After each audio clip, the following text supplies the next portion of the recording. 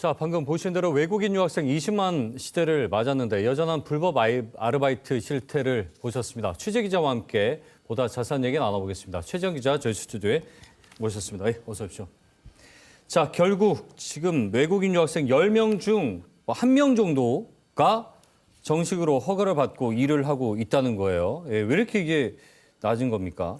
네, 그러니까 2022년에는 시간제 근로 허가를 받은 이제 외국인 유학생이 한 7.2% 정도였으니까 더 낮았네요. 그렇습니다. 지난해 그나마 9.5%까지 이제 오른 셈인데요. 네네. 하지만 여전히 허가를 받지 않고 불법으로 아르바이트를 하는 유학생이 훨씬 더 많은 거죠. 예. 이유는 여러 가지가 있는데요. 일단 유학생의 얘기부터 직접 들어보겠습니다. 근데 왜 너는 신고하지 않느냐 많이 물어봤는데 솔직히 너무 어렵거나 그리고 토픽 자격증이 아직도 따지 않거나 그런 경우도 엄청 많아요, 이게. 유학생은 한국어 능력과 학위 과정에 따라서 한 주에 10시간에서 30시간까지 시간제 근로 허가를 받을 수 있는데요. 또 입학한 첫 6개월간은 일을 할 수 없고 그러니까 직전 학기 평균 학점이 2.0이 안 돼도 아르바이트 할 수가 없습니다. 그러면 아까 한국어 능력이나 학위 과정 그 상관없이 이렇게 되면 안 된다는 거네요. 네, 그렇습니다.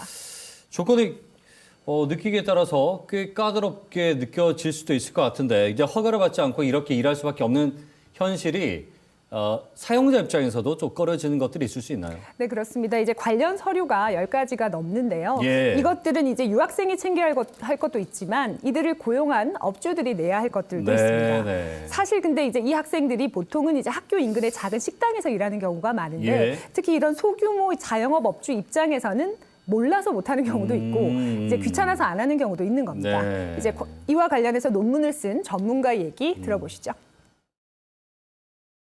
이 유학생을 고용하기 위해서 어떤 정당한 절차를 거쳐야 하는지를 모르는 경우들이 태반입니다. 특히 공적인 기관에 자신의 그 사업체와 관련된 문서를 자꾸 제출해야 되고 하는 게 업주들도 별로 선호하는 일은 아니었어요.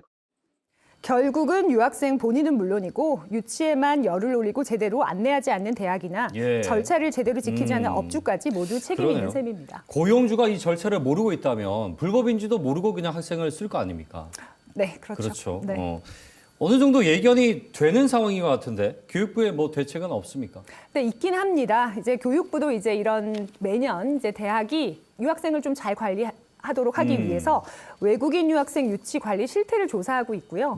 또 이제 교육, 국제화 역량 인증제라는 것을 시행하고 있는데요. 이게 뭐냐면 학위 과정이나 어학 연수에서 불법 체류자 비율이 대학 규모에 따라서 2에서 4% 미만 등의 요건을 충족하면 그 학생 비자 발급 절차를 간단하게 만들어줍니다. 근데 반대로 이 비율이 10%를 넘는 등 기준을 벗어나면 외국인 유학생 모집 제한 권고대학으로 지정해서 1년간 신규 비자 발급을 제한합니다.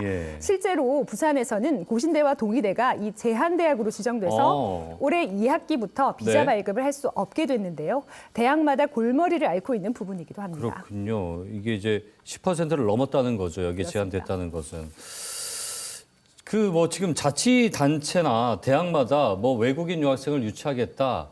앞다퉈 홍보를 하고 열을 올리고 있지 않습니까? 이런데 이런 정책이 조금 적용이 잘 되지 않는 부분에 대해서는 좀 고민할 필요가 있어 보이는데요. 네, 사실은 이 지점에서 고민이 상당히 많은데요. 사실상 지금까지는 이제 불법 체류자로 분류해서 단속하던 대상이었는데 이게 이제 갑자기 장려하는 정책으로 이제 지금 전환하고 있는 셈인데요. 부산시도 지난 3월에 유학하기 좋은 부산 이런 비전을 발표를 했고요. 2028년까지 유학생을 3만 명 유치하겠다 이렇게 목표를 내걸었습니다. 자, 아무래도 학령 인구 감소로 어려움에 처한 지역 대학의 위기를 극복하고 외국인 유학생 유치부터 교육과 취업, 정주에 이르는 단계별 전략을 수립해서 체계적이고 효율적으로 지원한다는 건데요. 유치 전 단계에서는 부산시와 지역대학, 산업계, 정부, 관계기관 등으로 구성된 유학생 유치 네트워크를 구축하고 유학생을 다원화하기 위해서 미국 LA나 일본 오사카, 중국 상하이, 칭다오, 베트남 호찌민 등에 있는 부산시 해외 무역사무소와 유학생 유치센터를 적극적으로 활용하기로 했습니다. 하지만 이제 이런 상황에 대해서 전문가들은 조금 조심스러운 반응인데요.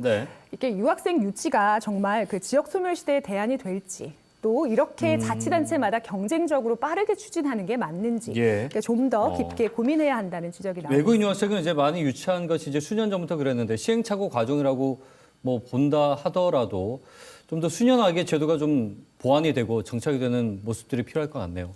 그렇습니다. 말씀 여기까지 듣겠습니다. 고맙습니다. 네. 네.